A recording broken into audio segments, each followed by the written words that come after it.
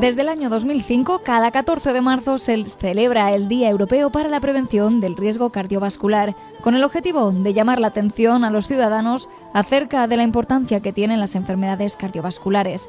Y con ese mismo objetivo, hemos querido invitar nosotros también al doctor Eduardo Alegría, cardiólogo de la Policlínica de Guipúzcoa, porque mañana será el Día Mundial de la Prevención del Riesgo Cardiovascular.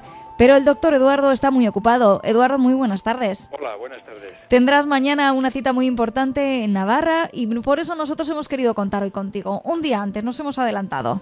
Sí, es que con motivo del Día Europeo pues hay bastantes iniciativas de prevención y tal, y me toca participar en algunas.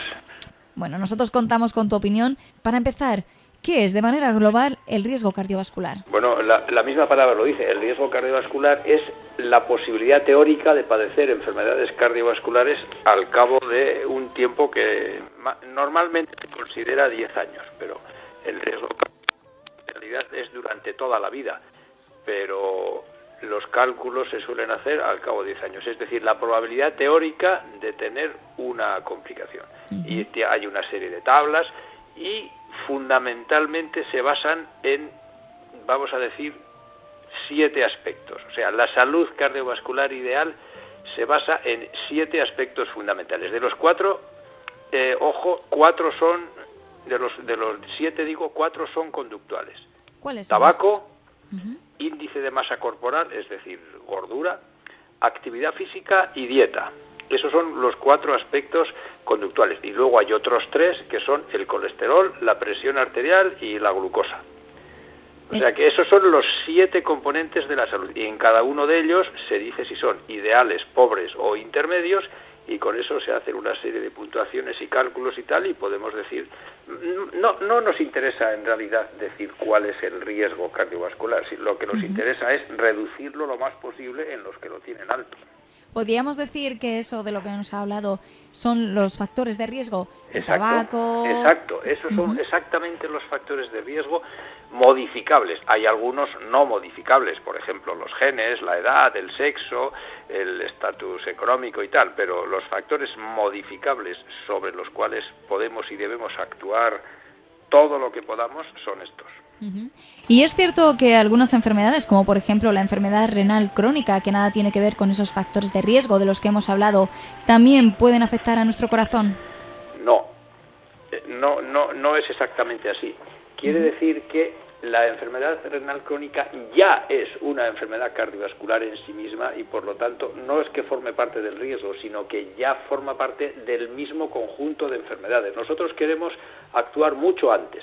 Otra cosa distinta es que las personas que tienen enfermedad renal crónica por otras razones también pueden tener más enfermedad cardiovascular, lógicamente, pero lo básico es que muchas otras enfermedades están relacionadas directamente con la enfermedad cardiovascular, o bien porque son una modalidad de la misma, o bien porque comparten factores de riesgo. Por ejemplo, en el caso de la enfermedad renal, la diabetes, que es la causa principal de enfermedad renal hoy en día, y la hipertensión, la segunda, que también afecta al corazón. Es decir, que están íntimamente relacionadas estas enfermedades. No es que sean un factor de riesgo. Los factores de riesgo vienen mucho antes.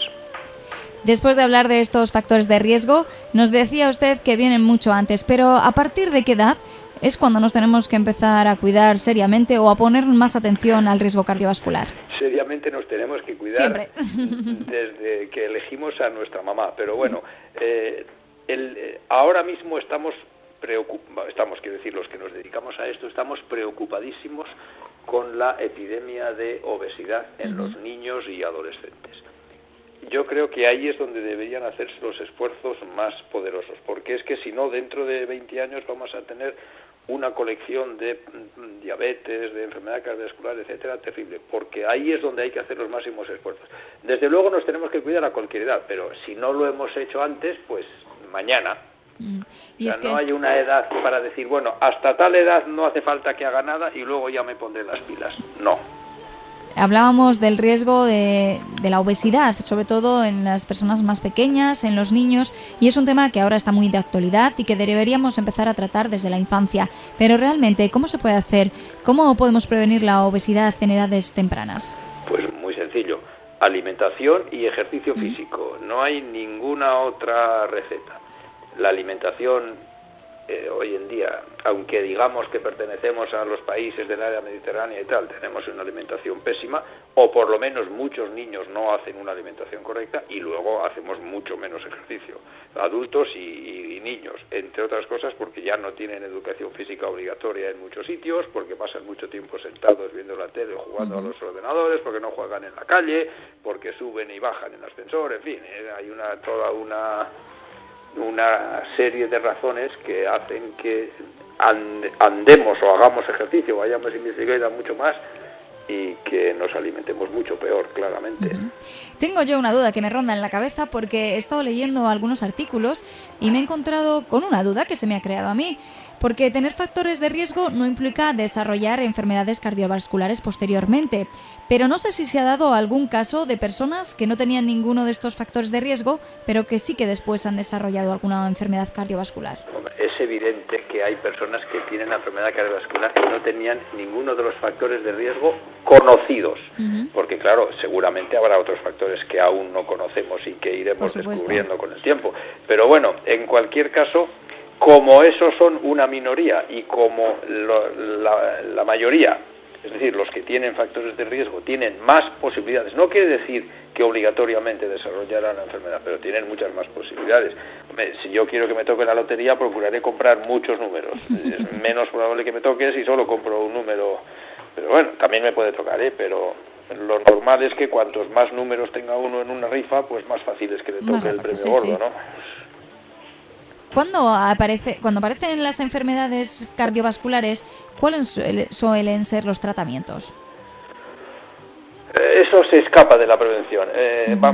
Puedo hablar perfectamente de eso, naturalmente, que me encanta hablar con usted y con los que nos estén escuchando, pero una cosa es la prevención y otra cosa es el tratamiento. Nosotros los médicos, por desgracia, estamos acostumbrados a tratar y nos cuesta más aceptar lo de la prevención. Los tratamientos preventivos fundamentalmente son los que hacen reducir la incidencia de esos factores de riesgo que hemos dicho antes, colesterol, presión arterial y glucemia.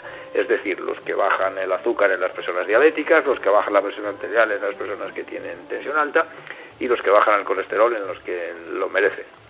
Estos son los tratamientos preventivos. Luego, por supuesto, hay otros muchos tratamientos para las propias enfermedades, revascularizaciones, cirugías, angioplastias, beta-bloqueantes, antiatragantes, aspirina, anticoagulantes. Hay muchos tratamientos de la enfermedad cuando ya aparece.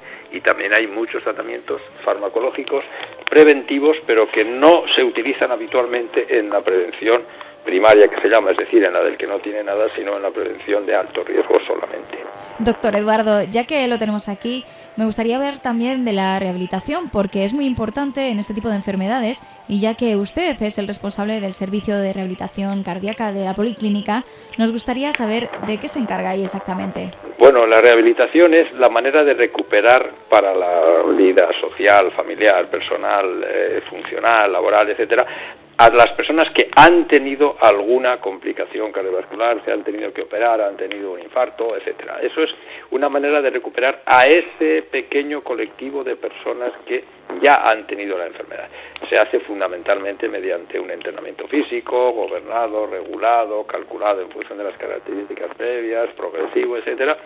También tiene una serie de connotaciones dietéticas, control de los factores de riesgo, incluso psicólogo para las personas que lo necesitan, etcétera. Pero eso es recuperar a la normalidad las consecuencias de una enfermedad o de un tratamiento. Y mañana celebraremos el Día Europeo para la Prevención del Riesgo Cardiovascular, y teniéndolo aquí, pues me gustaría preguntarle cuáles son los consejos que un profesional como usted daría a nuestros oyentes para prevenir el riesgo cardiovascular. Pues los cuatro fundamentales que he dicho antes. Llevar una dieta correcta, y dieta correcta quiere decir evitar las comidas que tienen, los alimentos que tienen, que son claramente perjudiciales, las grasas trans. Por cierto, he leído hace poco que Eroski ha eliminado las grasas trans de sus productos. Esto me pareció una iniciativa estupenda.